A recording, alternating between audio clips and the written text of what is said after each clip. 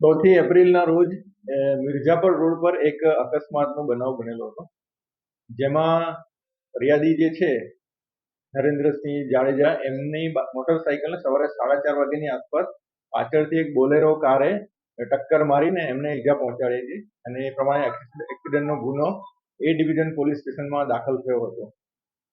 અને આ ગુનો, એ બોલેરો કાર ટક્કર મારીને પછી એ કાર ચાલક નાસી ગયો હતો, અને આ બનાવ અનડિટેક રહેવા પામેલો હતો.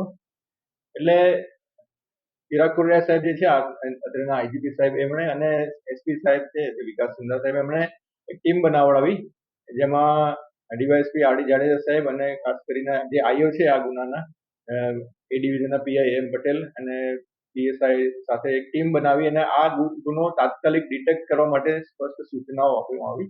અને એ ગુનાની તપાસમાં એવું જાણવા મળ્યું કે આરોપીએ, જેણે બોલેરો ગાડીએ ટક્કર મારેલી હતી, GJ12 સિટી 9896 નંબરની ગાડી, એણે ત્યાંથી યુ ટર્ન મારીને એ ભાગી ગયો હતો, અને પછી એણે એવો રસ્તો પસંદ કરેલો કે જ્યાં નેત્રમના સીસીટીવી ના હોય.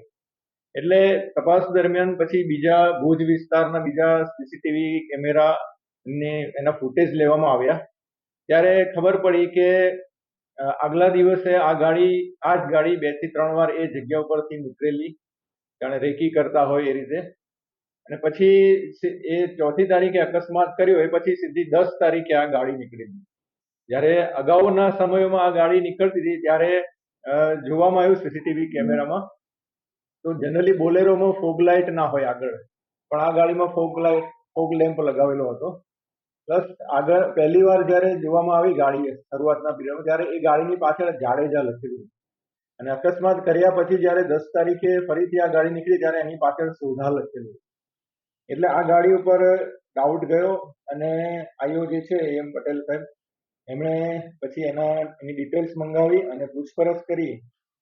ત્યારે જ્યારે એને બોલાવ્યો વ્યક્તિને, ત્યારે એને પોતે એવું કીધું કે હું રાપર છું. ખરેખર એનું લોકેશન કાઢ્યું ત્યારે એ બીજી જગ્યાએ હતું, ખાવડા હતું. એટલે પછી એમને બોલાવીને પૂછપરછ કરી અને એમણે પછી પોતાનો ગુનો કબૂલ કર્યો, અને એક મર્ડરનો પ્રયાસ હતો જે અકસ્માતમાં ખપાવી દેવાનો પ્રયત્ન કરેલો હતો, પણ પછી એ એટેમ્પ્ટ ટુ મર્ડરનો ગુનો ડિટેક્ટ કરવામાં આવેલો છે. આમાં જે ફરિયાદી જે છે નરેન્દ્રસિંહ જાડેજા અને આરોપી જે છે પૃથ્વીરાજસિંહ સોઢા, એ બંને મામા ફોઈના દીકરા થાય છે, અને એમના પરિવારમાં અમુક આના સંબંધના લીધે એ લોકો વચ્ચે આ દુશ્મનાવટ હતી, અને એના કારણે પૃથ્વીરાજસિંહ જે છે એને આ નરેન્દ્રસિંહને મારી નાખવા માટે આ પ્રયત્ન કરેલો છે. આરોપી પકડાયા કે હવે પકડવામાં આવશે? હા, આરોપી પકડી લીધા છે. આરોપી પણ પકડી લીધા છે. પછી આ આરોપીએ જ્યારે આ બનાવને અંજામ આપ્યા પછી જે અકસ્માત થયો, એટલે ગાડીની આગળ જે પેલું જાળી હોય એનું રિપેરિંગ ક્યાં કરાવેલું ગઢશીશામાં, એ પણ માહિતી મળી ગઈ છે. ત્યાંથી પણ પૂરતા પુરાવા મેળવી લેવામાં આવેલા છે, અને એ જે બોલેરો જેનાથી અકસ્માત કરવામાં આવેલો એ પણ ગુનાના કામે કબજે કરવામાં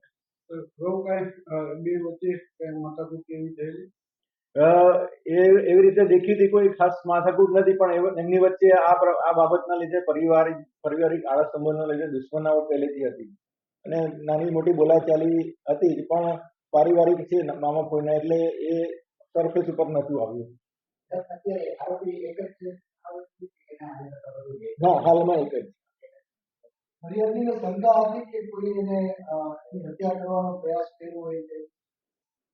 ના, એવું તો ફરિયાદીને શંકા તો નથી, પણ જ્યારે આ પોલીસે તપાસ દરમિયાન આ વસ્તુ જોઈને ત્યારે પોલીસને શંકા ગઈ, અને પછી એસપી સાહેબે આ પ્રમાણેની ટીમ બનાવીને કીધું કે આ લાગે છે પ્રથમ દ્રષ્ટિએ પ્રાઇમા ફેસી આ એક્સિડન્ટ લાગે છે, પણ આ કંઈક બીજું છે, તો તમે તપાસ કરો. એટલે પછી એ પોલીસની શંકાને આધારે પછી એમણે તપાસ કરી. અદરવાઇઝ ફરિયાદીએ તો એવી જ ફરિયાદ આપેલી કે અજાણ્યા વાહને મને ટક્કર મારી. ફરિયાદીને કોઈ ખબર નથી.